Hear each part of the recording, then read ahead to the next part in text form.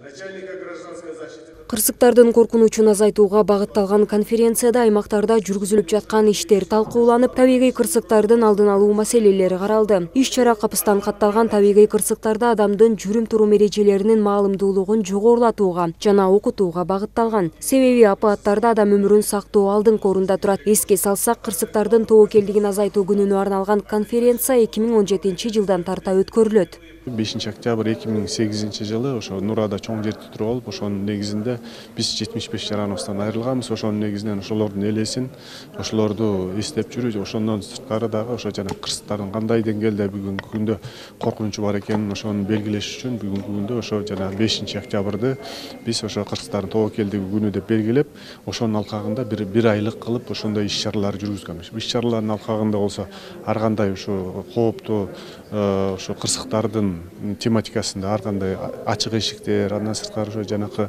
викториналар, окутуучу жайларыбызда ар кандай болгон машыгууларды өткөзүү, элдерди ошо жанакы коопсуздук маданияты менен тааныштыруу, ошолордун маданиятын жогорулатуу болуп эсептелинет.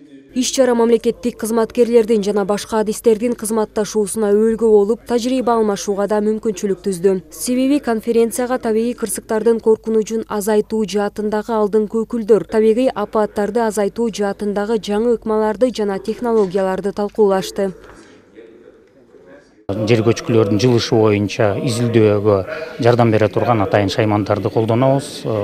Мындан тышкары ошол эле ошо Дүйнөлүк банктын долбоорунун алкагында биз атайын веб-портал иштеп чыкканбыз. Веб-порталдын ичинде ошо бардык илимий изилдөө институттардын жана министрлик ведомстволорунун ошо өзгөчө кырдаалдарга мониторинг жүргүзүү ошо алынган маалыматтардын баары жана биздин өзүбүздүн талаа жумуштардын негизинде жасалган маалыматтардын баардыгын ошо веб-порталдын ичинде болот.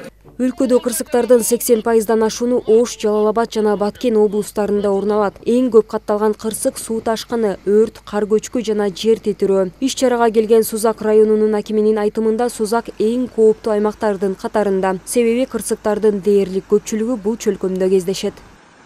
Сузак районунда былтыр 2021 жылы да чоң сел жүргөн Кара-Дара айыл өкмөтүндө.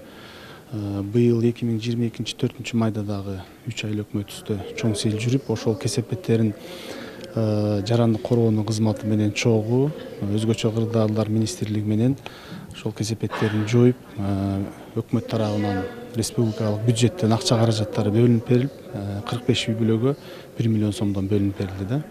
Кыргызстан тоолордун өлкөсү, демек табигый кырсыктар арбын. Андыктан жеке эле тийиштүү мекемелер иш алып барганы жетиштүү эмес. Ар бир жаран кайдыгер карабастан өз өмүрү үчүн жооп бериши керек. Себеби адам өмүрү баарынан баалуу. Айдай Ташыбекова, Санжар Жолдошбек уулу, Чыңгыз Садыков, СТВ.